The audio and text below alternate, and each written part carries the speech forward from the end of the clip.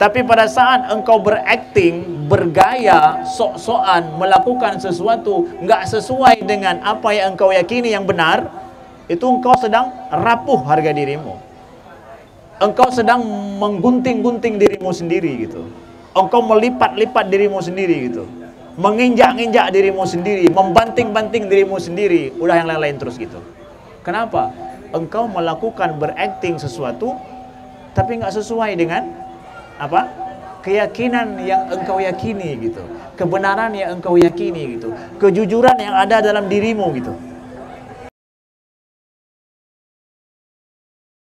Bismillahirrahmanirrahim. Assalamualaikum warahmatullahi wabarakatuh. Alhamdulillahirabbil alamin hamdan yuwafi ni'amahu wa yukafi'u mazidah. Allahumma salli wa sallim wa barik ala sayyidina Muhammadin wa ala alihi wa sahbihi wa sallim. Amma ba'du. Ustaz Nasih yang dimuliakan Allah dan seluruh kawan-kawan yang berhadir di nongkrong kita pada malam ini dari berbagai pengurus ya, anggota, apapun nama kita ataupun latar belakang organisasi ataupun halaqah dan yang lainnya, tapi malam ini kita sama semuanya berada di sini adalah untuk satu tujuan. Kita sedang membahas, ingin membicarakan tentang problem kita bersama yang kita rasakan bersama, baik tua, muda, ya, begitu juga laki-laki ataupun perempuan, akhwat dan ikhwan semuanya. Saya merasa berbangga sekali bisa duduk nongkrong bersama di malam ini. Terima kasih Ustaz Nasih yang menjadi sebab pertemuan kita. Salam kenal semuanya ya. Mudah-mudahan Allah ridhai pertemuan kita pada malam ini. Saya tertarik sekali tadi dengan puisi yang dibacakan ya, yang memulai dengan kita ini manusia ya, ingin mempertegas kalau kita ini manusia, dan tadi sedikit mengekspresikan rasa resah ya di dalam diri seseorang yang menjadi manusia pada hari ini. Kawan-kawan, kira-kira manusia zaman dulu dengan sekarang sama nggak ya? Sama nggak manusia? Sama tidak? Manusia zaman dulu dengan zaman sekarang? Tidak sama ya. Ya. Apakah sama alam zaman dulu dengan alam sekarang? Tidak sama ya. Berarti semuanya beda dong. Alamnya sudah berbeda, manusianya juga sudah berbeda. Ya. Kalian yakin kalau manusia berbeda zaman dulu dengan sekarang? Saya pergi ke Museum Firaun, ya, Museum Firaun di Mesir, ya. Itu ada kuburan-kuburan Firaun, kuburan-kuburan Mesir kuno itu, ya, kan terkenal ya, terkenal Egyptologi itu mempelajari tentang Mesir kuno. Itu muminya itu ditaruh dalam peti dari batu yang diukir, dipahat, ya. Saya sebelum pergi ke situ berekspektasi bahwa manusia masa Nabi Musa, masa Fir'aun itu lebih panjang, lebih tinggi, lebih besar daripada kita. Sampai ke situ, ternyata batu-batu yang tempat mayat mereka simpan itu pas untuk kita masuk. Ya. Jadi panjang tubuh, besar tubuhnya sama dengan kita. Jadi enggak sampai 7 meter ya, enggak sampai 5 meter, enggak, sama dengan kita rupanya. Begitu juga kereta yang dipakai untuk berperang zaman itu ya, itu juga bisa kita naiki hari ini, sama gitu. Ya berarti sama dong secara fisik ya. Manusia zaman dulu dengan manusia zaman sekarang ya. Terus kalau kalian mengatakan bahwa berbeda dong manusia zaman dulu dengan zaman sekarang, bedanya di mana? Mungkin beda pada perasaan atau beda pada apa yang kita alami. Itu mungkin. Tetapi semua kekuatan yang kita miliki itu sama. Buktinya cerita-cerita zaman dulu diceritakan sama kita, kita merasakan perasaan yang sama. Kita bisa memahami cerita zaman dulu dengan dengan hari ini. Kita bisa menganalogi dan mampu untuk mencerna apa yang terjadi masa mereka dengan masa kita sekarang. Kita bisa mencerna loh, mampu memahami bahasa mereka zaman dulu itu dengan sekarang kita bisa memahami. Kalau kita berbeda kita nggak bisa paham. Sama loh kawan-kawan. Jadi tidak ada perubahan pada manusia karena penciptanya sama gitu. Jadi produknya tetap sama, speknya belum berubah gitu. Ya. Jadi spek kita nggak berubah zaman dulu dengan sekarang. Yang berubahnya itu apa? Adalah cara kita merespon terhadap apa yang terjadi masa kita. Ya, itu aja yang bedanya. Cara kita merespon sehingga kita merasa berbeda loh. Di antara perbedaan yang sangat mendasar sekali adalah, ini sangat mendasar hari ini ya, kita rasakan semua kawan-kawan. Bahwa kalau zaman dulu, zaman masa ayah kita sebelum medsos, sebelum ini semua, ya, masih televisinya masih televisi hitam putih gitu ya. Itu mereka mendengarkan sebuah berita hanya pada jam-jam tertentu saja, itu pun kalau mau nonton, mau pergi. Ada masa dunia dalam berita dulu waktu kita kecil ya. Dunia dalam berita pas jam berapa itu? Jam 9 ya. Kemudian tutup televisi, itu televisi tutup, ada berita terakhir malam. Itu jam berapa? Jam 11 ya. Jam 11 itu tutup, televisinya tutup loh ya. Setelah itu nggak ada tayangan lagi gitu. Itu berita. Itu kita tahu tentang masalah perang, tentang masalah pembunuhan, tentang semua yang membuat kita merasa aneh, itu hanya pada jam-jam itu saja, dan itu pun kalau kita mau nonton. Kalau nggak nonton nggak pernah tahu kita ada itu. Tapi hari ini kawan-kawan, kita mengetahui itu kapan? Setiap detik. Kalau kalian mau buka sekarang, setiap detik kalian akan mendapatkan berita yang membuat frustasi loh. Setiap saat, setiap waktu 24 jam.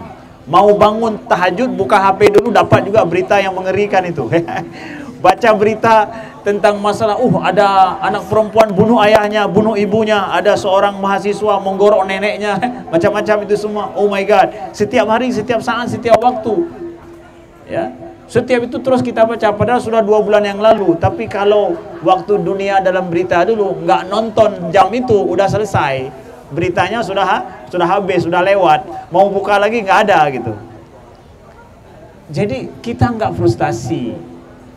Karena secara kejiwaannya juga bahwa banyaknya kita mengetahui hal-hal yang membuat frustrasi, padahal terjadi sama orang lain, kita merasa itu terjadi sama kita. Ya enggak? Banyaknya kita dengar, banyaknya kita nonton, banyaknya kita tahu sesuatu yang terjadi sama orang, itu seakan-akan itu terjadi sama kita. Itu kawan-kawan yang bikin hari ini kita tambah depresi, tambah frustrasi terasanya. Makanya di Amerika itu kawan-kawan ya, obat yang paling banyak laku itu di apotik itu adalah antidepresan. Obat antidepresan. Kemudian obat untuk penenang tidur. Ya, itu paling banyak laku di sana, paling banyak dikonsumsi. Jadi masalah mereka itu paling besar itu masalah depresi. Ya. Saya pikir bahwa masalah itu juga sudah melimpah ke tempat kita ya, karena kondisi yang kita hadapi juga sama gitu. Lalu lebih parah lagi, lebih bahaya lagi apabila kalian ataupun kita mengalami dan merasakan kondisi yang di luar daripada ekspektasi kita, terus kita nggak ada kuasa untuk melakukan sesuatu. Itu bikin tambah depresi lagi. Jadi kita ingin mengungkapkan realita yang terjadi hari ini. Itu kalau mau dikasih tahu yang bedanya apa Ustadz? Di salah satu yang bedanya itu manusianya sama juga.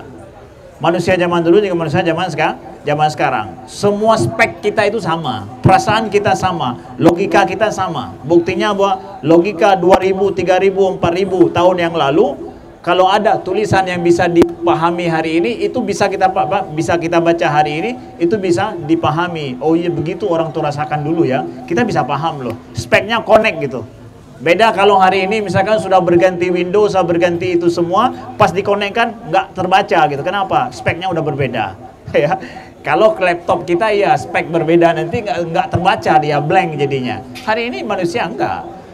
Ya, apa yang didapatkan di Mesir itu dalam huruf-huruf hieroglif itu terbaca hari ini. Aku tahu, oh manusia zaman dulu begini ya mereka ya. Berpikir maka lebih canggih dari kita ya. Ya, dapatkan begitu ya. Jadi letaknya di situ kawan-kawan yang dimuliakan Allah ya. Jadi sesuai dengan apa yang disampaikan oleh Ustaz Nasih juga tadi, kawan kita ini ya, guru kita dan abang kita, bahwa karena kita merasa bahwa depresi pada diri kita itu sudah tidak tertanggulangi, terjadilah pengalihan pada hal-hal yang error kadang ya, yang error kadang. Sekarang pertanyaannya, semakin kita terus berlanjut kehidupan kita seperti itu tanpa ada andil yang bisa kita lakukan untuk memperbaiki diri kita dan suasana di sekeliling kita yang kita dapatkan, kita merasa bahwa ya aku lelah, aku sudah nggak sanggup lagi. Padahal nggak ngelakuin apa-apa itu, nggaklah sedang berbuat sedang berkorban. Ini lagi duduk udah loyo gitu ya. Orang dulu baru menyerah gitu, udah nggak ada senjata, udah tetesan darah yang terakhir, bahkan belum tentu menyerah gitu ya. Ini belum apa-apa sudah aku menyerah. Menyerah apaan gitu ya. Dari apaan gitu. Udah merasa loyo, lemas, lunglai, lesu ya. Why? What happened with you ya? Kenapa? Ya karena itu tadi, kita merasa bahwa betapa banyak masalah itu terjadi sama orang, tapi seakan di mata kita dan seakan-akan itu tercermin kitanya yang sedang seperti itu. Ya, kawan-kawan yang dimuliakan Allah ya. Kitanya seakan-akan seperti itu. Kita sudah tidak ada lagi pembatas antara ruang luar dengan ruang dalam kita. Oke? Nggak terbatas itu. Ada saraf cermin itu seakan-akan itu mencerminkan itulah saya gitu. Macam orang buat iklan gitu. Kan kalau bank kan ada undian setiap berapa? Setiap setahun sekali ya. Dapat kulkas, dapat apa? Dapat kompor, dapat yang paling hebat lagi apa dapat? Dulu nggak motor yang paling hebat, mobil gitu ya. Mobil ya. Dapat mobil gitu. Tapi mobilnya yang dikasih cuma satu. Untuk siapa? Tapi diiklankan untuk kita semua gitu. Jadi kita merasa, oh saya bisa dapat nih, saya bisa dapat. Padahal untuk satu orang seluruh Indonesia dikasih cuma satu gitu. Jadi kita dibuat haus harapan gitu. Oh dapat mobil, dapat mobil, dapat mobil. Itu kita diiklankan gitu. Diiklankan padahal masa bodoh cuma satu dikasih gitu ya. Kalaulah misalkan diiklankan kemana-mana, ya kasihlah untuk kita juga semua nih yang lihat iklan, baru adil gitu. Ini enggak. Yang bahasa pehawa katanya ya.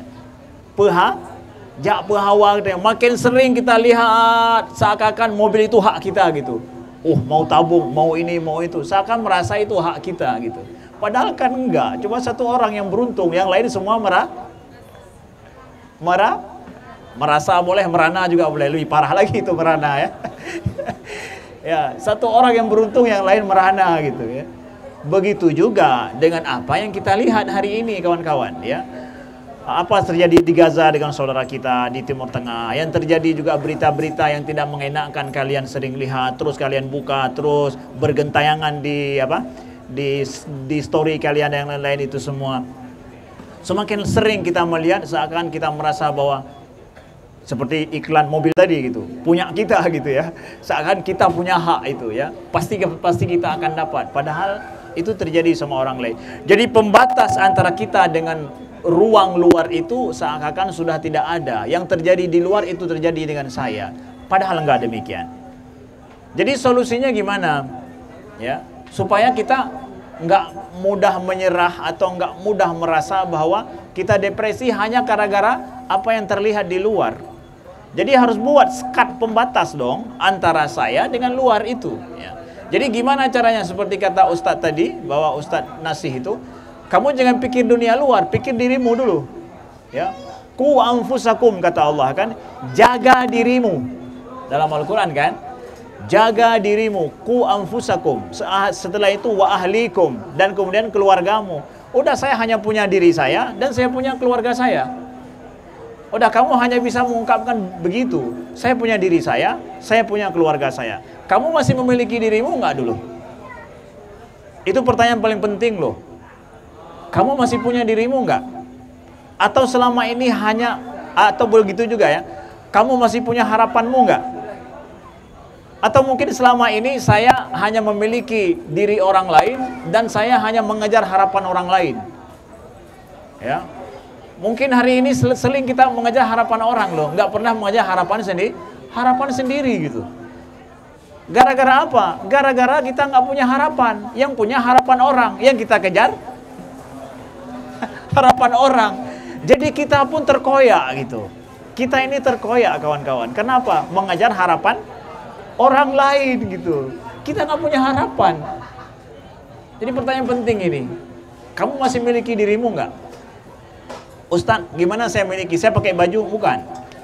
Kamu memiliki perasaanmu, kamu merasa punya perasaan, kamu merasa punya harapan, bahwa kamu merasa bahwa punya jati diri, masih sesuatu yang berbeda loh sama orang lain. Kamu merasakan itu enggak? I feel myself gitu ya. Betul-betul saya rasakan ada diri saya. Kamu bisa merasakannya melalui apa? Kamu punya perasaan yang beda dengan perasaan orang. Kamu punya sebuah potensi yang beda dengan potensi orang. Kamu memiliki sesuatu harapan yang orang nggak mengharap itu. Yang dengan harapanmu itulah kamu merasa semangat masih hidupmu. Ya, kan begitu. Terbit matahari pagi hari, ada harapan baru hari ini apa gitu. Paling kurang hari ini mau ngopi bareng sama kawan gitu. Yang udah lama nggak jumpa, itu harapan baru kamu loh. Udah lama kawan ini nggak jumpa. Semangat kita hari itu. Kenapa? Ada yang baru loh harapan kita.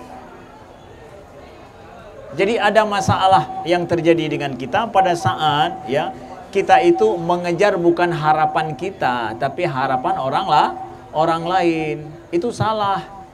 Konsep hidup kita begitu salah. Itu bikin frustasi. Kita akan menyerah. Menyerahnya itu karena kita nggak menggapai harapan kita. Apapun aja, apa saja harapanmu itu, ya. Maka itu kalau engkau bekerja untuk dirimu sendiri dan untuk harapanmu, engkau kuat. Allah jadikan begitu. Makanya jaga dirimu. Dirimu, jasadmu, tubuhmu, angan-anganmu, harapanmu, cita-citamu, potensimu, ya. Jaga itu. Kamu punya dirimu sendiri loh. Jangan terpengaruh dengan dunia luar. Karena kita bikin menyerah karena dunia luar itu lebih besar dari diri kita. Harapan di luar lebih banyak daripada harapan kita. Padahal kita punya satu harapan loh. Tapi kalau kita ini tanya sama kawan-kawan dia hadir semua, waduh harapannya ngeri-ngeri banget gitu. Nggak sanggup kita pikir harapan dia. Kamu nggak disuruh mikir harapan orang, kamu mikir harapanmu sendiri. Ya. Jadi kalau begitu, I feel safe gitu. Ya. Confident. Kenapa? Saya punya harapan saya sendiri. Masalah harapan dia ya silakan dia berharap yang lain. Saya hanya mengharap ini gitu. Ya. Saya hanya mengharap yang putih, cantik, ganteng, kaya, udah itu aja. Dia harap yang lain silakan.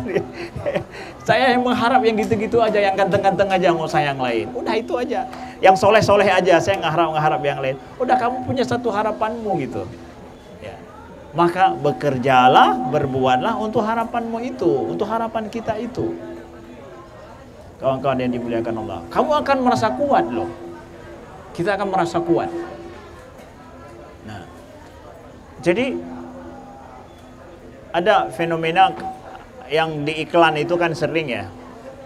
Itu kalau ada promosi, setiap promosi ada batas waktu enggak? Ya. Promosi pasti ada batas waktu itu. Promosi itu nggak mungkin lama, open ya. Promosi selama setahun. Udah nggak percaya orang itu ya. Promosi kok setahun gitu. Promosi dari waktu, kalau biasanya kalau di Shopee kalau promosinya seperti apa? Tanggalnya 11-11 ya, 12-12 gitu ya. Cuma satu hari doang gitu ya. Satu hari doang promosinya.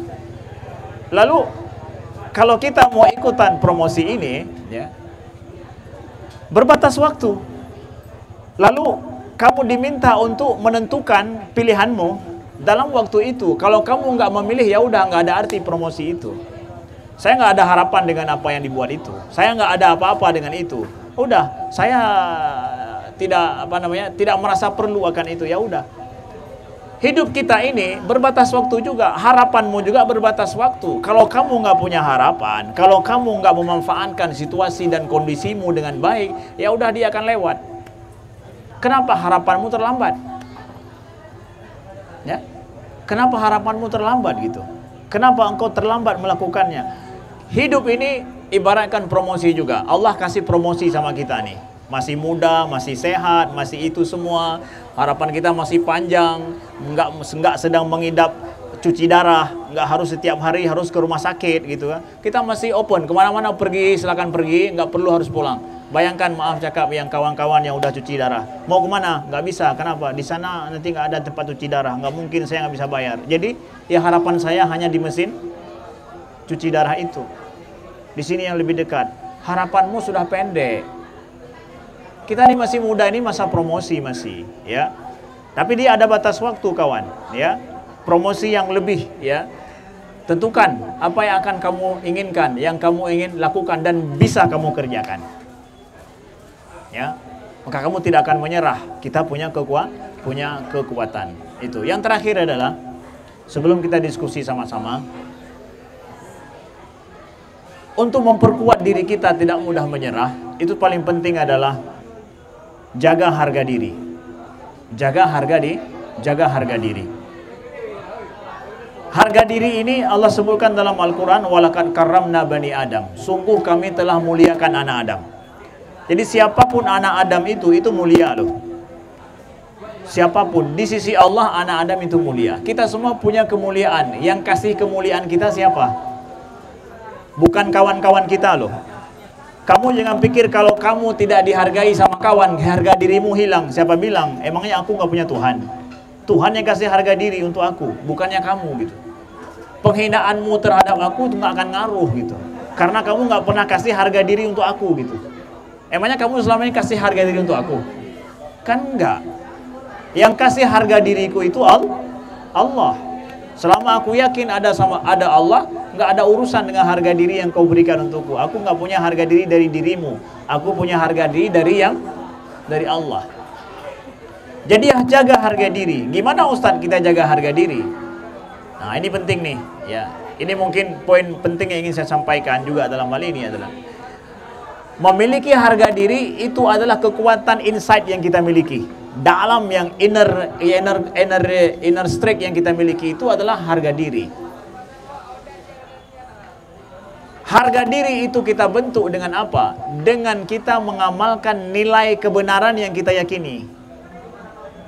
Kalau kamu mengamalkan sesuatu yang benar yang kamu yakin, itu sedang membentuk, kamu sedang mempergemuk harga dirimu, memperbesar harga dirimu, menyuburkan harga dirimu.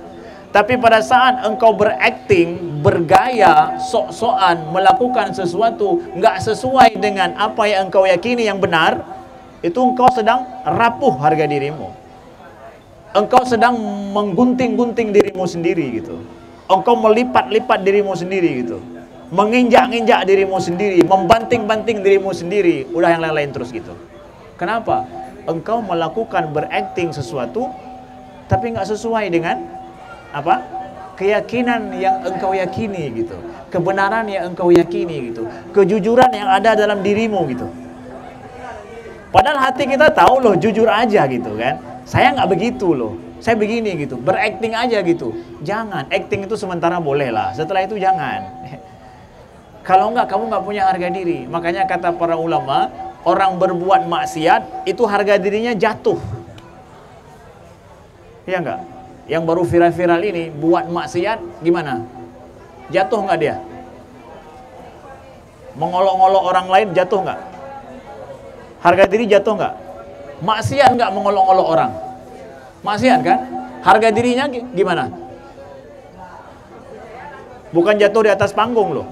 Kalau jatuh di atas panggung bisa naik lagi ya, ya nggak? Tapi kalau jatuh harga diri, wassalam.